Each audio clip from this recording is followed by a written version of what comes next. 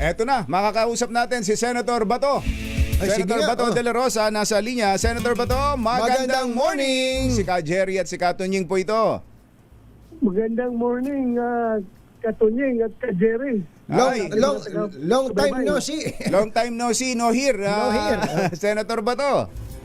Long time no see. But now, see now. Kumusta po ba ang tinutuluyan nyo dyan? Ang accommodation okay ninyo? naman ba ang accommodation nyo dyan o sa kwarto lang ninyo?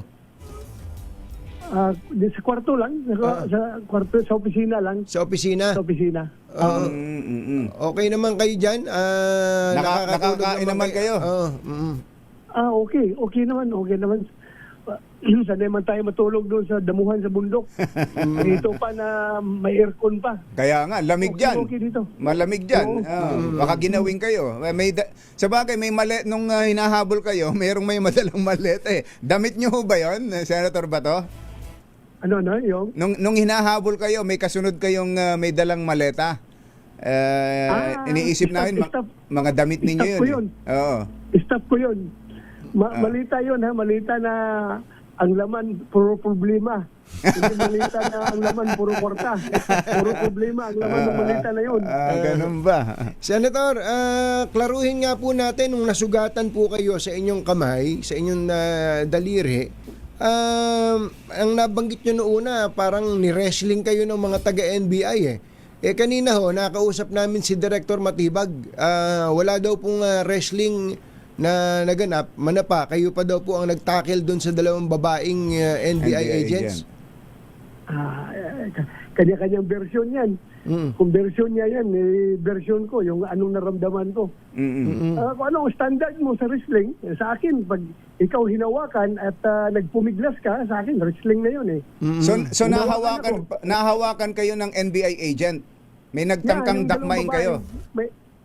Didakma ako. So, yung ano ba Tagalog? Pumalag kayo, pumalag. Pumiglas. Pumiglas, tumakbo. Pumiglas ako tumakbo kasi pakila, sir, NBI kami. Pumiglas ako, tumakbo. So yan sa akin ang wrestling. Hindi naman yung body slam ko yung babae doon sa sahig. Gusto niya wrestling na ibig sabihin. Ang wrestling sa akin, yung nagpupumiglas, wrestle na yun sa akin. So, dalawang babaeng NBI agents, nagpakilalang NBI agents, yun po yung dumakma sa inyo? Yes, at may kasunod siya na 3, 4 na lalaki. Hindi na ako naabutan ng mga lalaki, pero sa pagtakbuhan, yung mga lalaki ang nakahabol sa likod ko. Oo. Pero ang bilis yung tumakbo, Senator Bato ha? Nakita namin kung paano kayo po tumakbo eh. Parang nakikita kitang nagpa-practice ng firing sa Camp Karingal eh. Run for your life. Run for your life.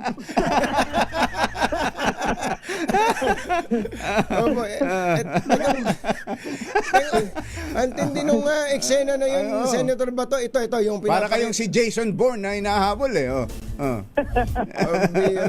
Considering kayo po, Senator, hindi ba senior citizen ka na? 64 years old na tayo. 64 mo na. 64 years old. Ang liksi. Yung pag takbo-takbo nyo na yon. Pero run for your life. Iba talaga pa, Senator. Sir, kaninong senador ho ba kayo nakisakay nung dumating kayo sa Senado? Nakisakay daw kayo sa senador. Hindi ko na sabihin kung kanino. Mamaya, sabihin niya, pinasakay na nga kita. Susumbong mo pa ako. Tama.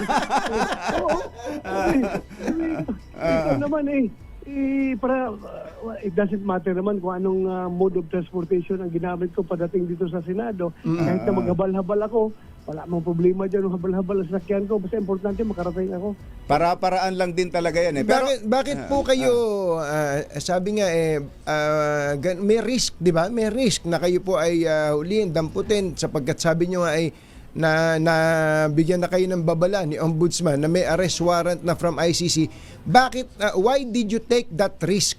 Ba't kayo nagpunta sa Senado? Tatlong bagay lang yan, Katunying.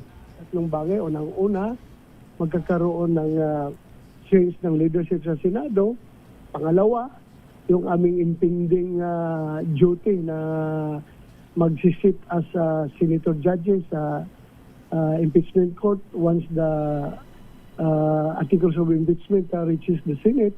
At pangatlo, hiyang-hiya na po ko tunying dahil binabas na po ako na tumatanggap ng sweldo na hindi nagtatrabaho. Kaya sabi ko, trabaho na tayo, kaya na eh. Oo. So, Totoo in nga other yun. words, kung hindi kayo dumating doon, walang leadership change.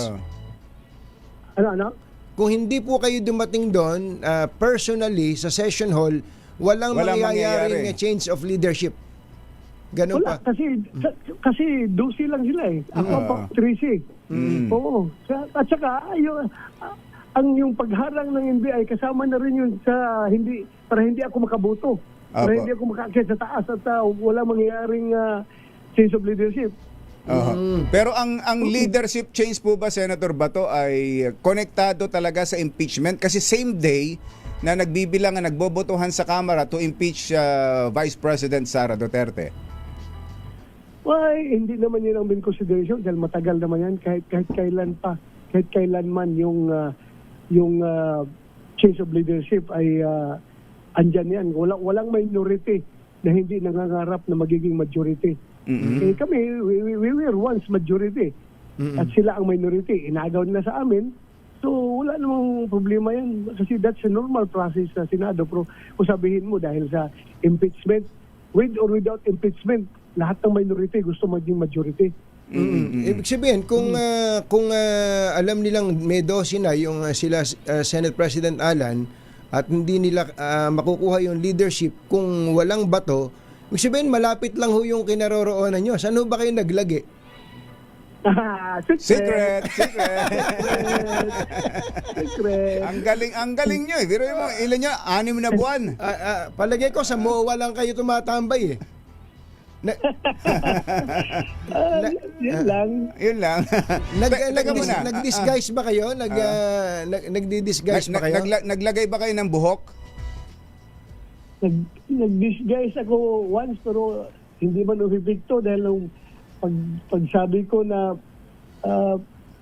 pagsabi ko na full tank 95. Sabi ko sa gasman na full tank 95. Narinig yung boses ko. Sir Bato! Bulabog yung boses ko eh. Sabi ko. Ikaw pala yung nagpagas na tumakbo, hindi nagbayad. Dahil nakakilala. Teka muna, Senator Bato, kayo nag-file na ng motion sa Supreme Court, kaya ang NBA ngayon ay stand down. Yes. Hintayin natin yung resulta ng Supreme Court decision. Anong magiging decision nila. Ano po ang nature ng inyong ipinail na motion? TRO. TRO. Oo, umiilim kayo ng TRO. Sir, meron po kayong appeal kay Pangulong Bongbong Marcos na huwag kayong ipapadala sa Netherlands. Meron yung pong appeal ninyo na yon ay sinabi nyo after na magsalita kayo ng hindi rin naman magaganda, tanggapin natin na hindi rin magaganda tungkol kay Pangulong Bongbong Marcos. Optimistic ba kayo? Positive ba kayo na magbibigay siya ng positive na response doon sa appeal ninyo? Well, if you are in a dire situation, all you have to do is to be optimistic about all the things that you need to happen. Yun naman talaga. After all, kahit sabihin mo, magkalaban kami sa politika ngayon, naman, magkasama kami. Kasama kami ng kampanya, kasama kami nag-iikot para magampanya para sa kanila. Politics lang naman ito eh. Politics lang naman ito. After all, siya Pilipino, ako Pilipino. Kanino ka ba hihingi ng suporta sa dayuhan o sa Pilipino? Sa Pilipino ka ito na maghihingi suporta. Lalong-lalo na sa Pangulo ng Pilipinas dahil alam naman natin, mandato ng ating gobyerno na protektahan lahat ng kanyang mga citizen. So, Pilipino tayo. Saan tayo hihingi?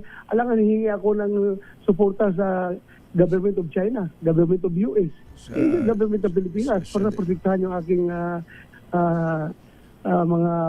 aking mga karapatan. Pero bakit po parang nagbago? I have to ask this. Dati may binabanggit pa kayo na sasamahan niyo si Pangulong Duterte doon sa Netherlands. Pero nagbago na dahil noon gusto kong samahan dahil malungkot tayo dahil sa nangyari sa kanya. Pero nung nalaman natin na ultimo pagbisita, hindi basta-basta makabisita doon kung hindi yung immediate family. At saka pag makulong ka doon, wala namang assurance pala na pwede kayo room visitation. Hindi mo alam kung saan ka ilagay. I-isolate kayo. So it defeats the purpose of my desire to be with him. siya. So hindi ko rin siya makikita. Again, Kung dito kayo ayan, kailangan natin itanong din to. kung dito kayo i-detain temporarily, Senator, dahil dito sa pangyayari ito, payag ho ba kayo sa ganon? Yes, as I have said, basta dito sa Pilipinas, I will be tried by a Philippine court and not a foreign court. Walang problema yan. Okay tayo dyan. Huwag lang tayo magpapasakop doon sa mga dayuhan. Hindi man tayo, bakit tayo magpapasakop doon sa mga banyaga na yan? In fact, hindi na tayo membro ng ICC. We are in no obligation to effect whatever warrant that they are issuing, no? Dahil hindi naman tayo membro ng ICC. So, kung dito sa local court, walang problema. Ano pong assurance na ibinigay sa inyo ni Senate President Alan Peter Cayetano? Tuloy-tuloy po ba yung protective custody na ibinigay sa inyo ng Senado? Wala naman ko nito. Wala naman itong hindi man ito forever, no. Mayroong hangganan ito, may limitasyon man din ito. Ang sinasabi lang niya sa akin na we have to assure you that all your rights, including your right to avail of those legal remedies, ay talagang babantayan namin being the Senate as an institution. Opo. Senator Bato, maraming salamat Thank you. po sa Thank you, Senator. sa pagtanggap niyo sa tawag namin. Kayo po ang pinaka most wanted ngayon, pati ng media. Kaya buti nakasingit kami. Noon at ngayon. Salamat, Katunyeng, Kajere. Salamat sa inyo. Salamat Thank po. you. Senator Bato de la Rosa.